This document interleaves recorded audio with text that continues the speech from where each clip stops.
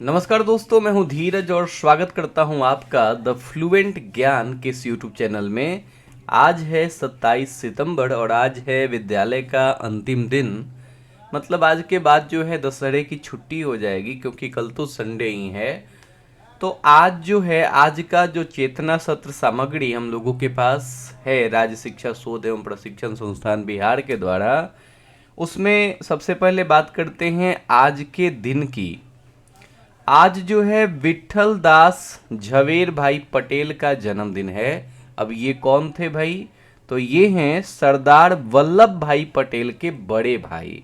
हाँ, वही सरदार वल्लभ भाई पटेल जिनकी मूर्ति बनी हुई है, ठीक है ना, जिनकी प्रतिमा बनी हुई है। तो सरदार वल्लभ भाई पटेल के ये क्या हैं? ये हैं जी बड़े भाई, जिनका नाम है विट्ठल दास झवेर भाई पटेल। और इनका जन्म आज ही के दिन 27 दिसंबर 1873 ईस्वी में हुआ था, ठीक है ना। स्टैचू ऑफ यूनिटी अगर आपको याद होगा तो स्टैचू ऑफ यूनिटी वो सरदार वल्लभ भाई पटेल की स्मृति में बनाया गया है गुजरात में। और ये दुनिया की सबसे ऊंची प्रतिमा है, ठीक है ना। भारत रत्न भी मिला हुआ था सरदार वल्लभ भाई पटेल को। तो उन्हीं के बड़े भाई हैं विट्ठल दास झवेर भाई पटेल। ये जो हैं इन्होंने रॉलेट एक्ट के विरुद्ध में भारत में प्रबल जन आंदोलन चलाया था। रॉलेट एक्ट वही एक्ट है 1919 ईस्वी में जो कानून आई थी, जिसको काला कानून कहा गया था, ठीक है, वही है रॉलेट एक्ट। ना अपील ना वकील ना दलील, ऐसा करके कुछ बातें हुई थी उसमें और अलग ही तरीके का कानून था। तो उसी के खिलाफ में एक प्रबल जन आंदोलन चलाया था किसने? सरदार वल्लभ भाई पटेल के बड़े भाई विट्ठल दास झवेर भाई पटेल ने। आज है 27 सितंबर और आज ही के दिन मनाया जाता है विश्व पर्यटन दिवस, वर्ल्ड टूरिज्म डे, ठीक है ना।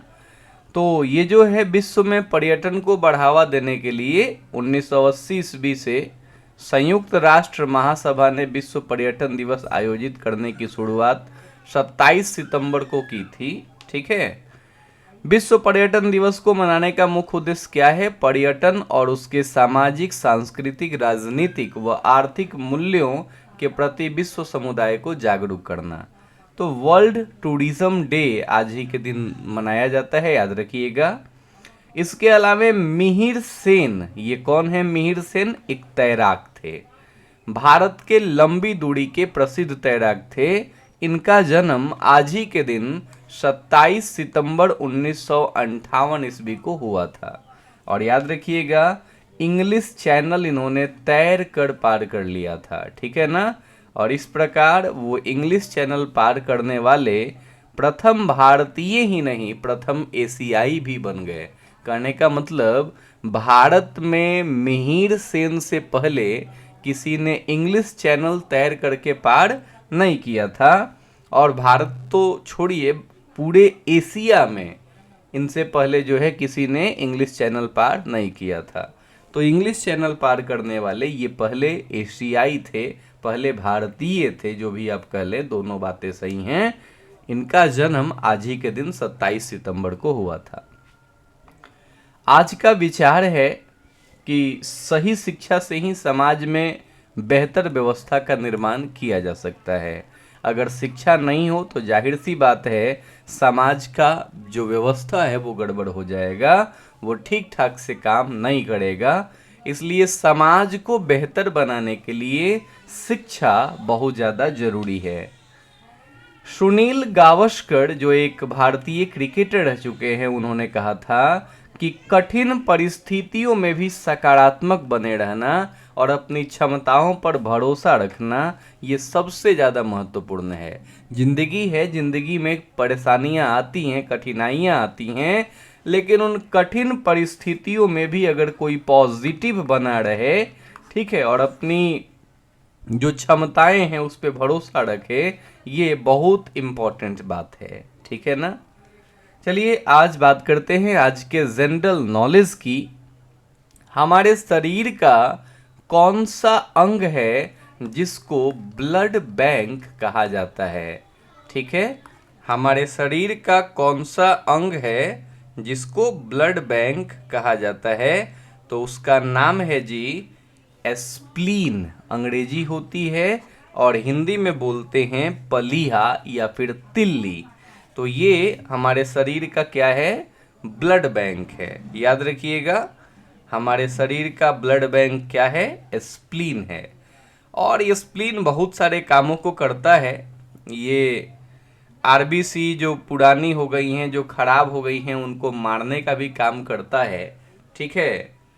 तो ये एक तरीके से समझ लीजिए कि ब्लड के लिए ये कब्रिस्तान भी है। ठीक है ना। लेकिन हाँ, जब शॉर्ट सर्किट वगैरह लगती है तो अचानक से वहाँ से आरबीसी को रिलीज कर देता है ये। तो स्प्लीन क्या है? ब्लड बैंक है। सहारा रेगिस्तान ये किस महाद्वीप में है? तो महाद्वीप पूछा है। ठीक है ना। ऐसे तो ये बहुत सारे देशों में फैला हुआ है। महादेश कौन सा आपको पता है? 7 महादेश हैं। और 7 महादेश वही एशिया, यूरोप, अफ्रीका, उत्तरी अमेरिका, दक्षिणी अमेरिका, ऑस्ट्रेलिया, अंटार्कटिका। तो ये जो 7 महादेश हैं, इनमें जो अफ्रीका महादेश है, इसी में है सहारा रेगिस्तान। बहुत सारे देशों में फैला हुआ है। आपको बताना है कि भारत में कौन सा रेगिस्तान है। ठीक है ना। कमेंट करके बताइए भारत में कौन सा रेगिस्तान है। अगला क्वेश्चन 6 to 8 के बच्चों के लिए है कि भारत की किस देश के साथ सबसे लंबी बॉर्डर है? कौन सा देश जो है इंडिया के साथ बॉर्डर शेयर करता है सबसे ज्यादा लंबा? ठीक है ना। तो ये हम लोगों को बताना है जी। और वो देश है बांग्लादेश। ठीक है। बांग्लादेश सबसे ज़्यादा बॉर्डर शेयर करता है, वो जो है अपना। और इसके बाद और भी देश हैं जो भारत के साथ बॉर्डर शेयर करते हैं, लेकिन सबसे ज़्यादा बॉर्डर कौन शेयर करता है? बांग्लादेश। कितना? 4096 किलोमीटर का बॉर्डर जो है वो बांग्लादेश के साथ इंडिया का है। इसके अलावा चाइना के साथ हम लोग 3488 किलोमीटर का बॉर्डर शेयर करते हैं। तो सबसे ज़्यादा बॉर्डर हम लोग बांग्लादेश के साथ शेयर करते हैं। ठीक है ना। अफगानिस्तान के साथ भी हम लोगों का बॉर्डर शेयर होता है, लेकिन वो पीओके के जरिए होता है, पाकिस्तान ऑक्युपाइड कश्मीर। ठीक है ना।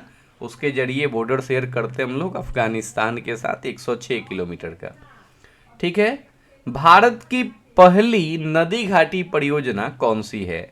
नदी घाटी परियोजना आपको पता ही है, बहुत ज़्यादा इम्पोर्टेंट होती है। ठीक है ना। पंडित जवाहरलाल नेहरू ने इसको तो आधुनिक भारत का मंदिर कहा था। तो भारत की जो पहली नदी घाटी परियोजना है उसका नाम है दामोदर घाटी परियोजना। क्या नाम है? दामोदर घाटी परियोजना। ठीक है। भारत का सबसे स्वच्छ शहर कौन सा है अभी? तो वो है जी इंदौर।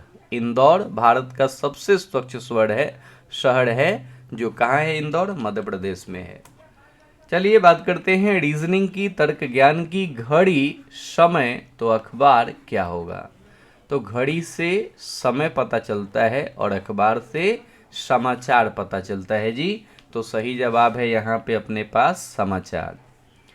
3, 5, 9, 17, 33। तो अगला अंक क्या होगा? पैटर्न समझिए। 3 और 2 5, 5 और 4 9, और फिर 9 और 8 17, और फिर 17 और 16 हो गया 33। तो अब देखो प्लस होते हुए तो आ रहा है। पहले 2 जुड़ा, फिर 4 जुड़ा, फिर 8 जुड़ा, फिर 16 जुड़ा।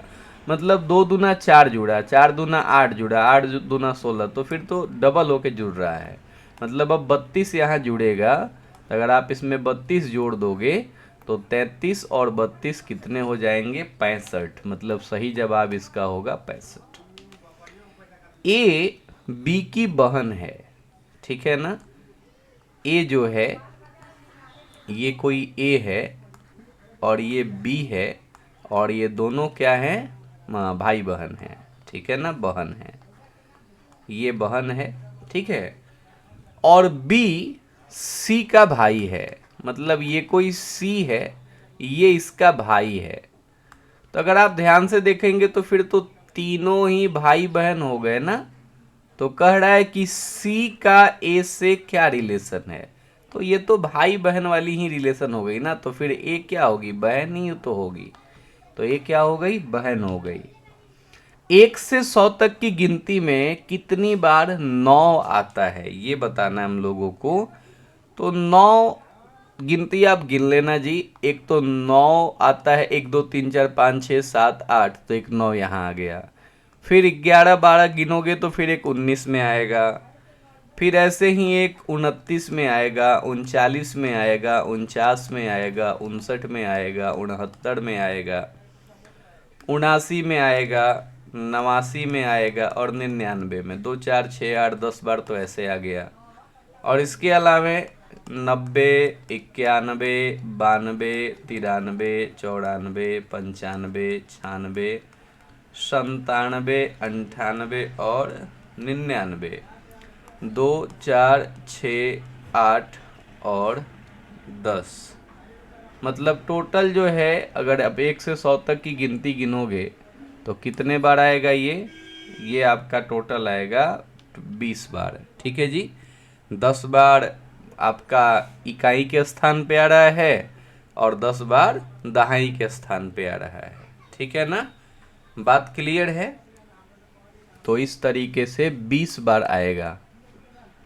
अगला है देखिए, 29 के बाद 13 लिखा है, मतलब 29 और 13 ये जिस तरीके से एक दूसरे से जुड़े हैं उसी तरीके से 37 और यहाँ जो संख्या फिल होगा वो जुड़ा है। तो यहाँ क्या फिल होगा ये हमको बताना है। 13 से 29 कैसे हुआ, 13 दूनी 26, ठीक है, और 3 29, मतलब इसमें डबल होके और 3 प्लस हुआ है। तो यहाँ भी अगर हम वही चीज़ करें, किस चीज़ को डबल करके 3 यहाँ भरे, तो 17 इसका सही जवाब होगा, क्योंकि 17 दूना 34 और 3 37, तो डबल के साथ में 3 प्लस है। आगे बात करते हैं, इंग्लिश और हिंदी की बात करते हैं जी। आज अपना इंग्लिश जो है वहाँ पे कुछ स्पेलिंग्स हैं, जैसे टायर्ड का क्या मतलब होता है, इसका मतलब होता है थका हुआ। ठीक है। टॉक, इसको टॉक पढ़ते हैं, टॉक मतलब होता है बात करना। वीदर का मतलब मौसम होता है। टुगेदर का मतलब एक साथ होता है। और स्फेयर का मतलब गोला होता है। ठीक है जी। हिंदी की बात करते हैं, अनेक शब्दों के एक शब्द है, जो जल्दी क्रोध करता हो उसको क्या बोलते हैं, तो उसको तो क्रोधी बोलते हैं। जो मृत्यु को प्राप्त ना हो, मतलब जिसको मृत्यु छू नहीं सकती है, वो क्या है, वो तो अमर हो गया है। जो आसानी से टूट सकता है उसको क्या बोलते हैं, उसको भंगुर बोलते हैं कि ये भंगुर हो जाएगा। जो सभी जगह व्याप्त है उसको क्या बोलते हैं, उसको व्यापक बोलते हैं। ठीक है जी। और जो किसी का पक्ष ना ले उसको क्या कहते हैं कि वो निष्पक्ष है। ठीक है। तो ये है भाषा ज्ञान। प्रेरक प्रसंग आपके सामने है, इसको पढ़ लीजिए और शेयर कर दीजिए वीडियो को। अगर आप सीनियर हैं तो अपने छोटे भाई बहनों के साथ शेयर कर दीजिए, और अगर आप जूनियर ही हैं तो फिर आपके लिए भी ये उतना ही ज़्यादा फायदेमंद है। चलिए, तब तक के लिए धन्यवाद। Thank you so much.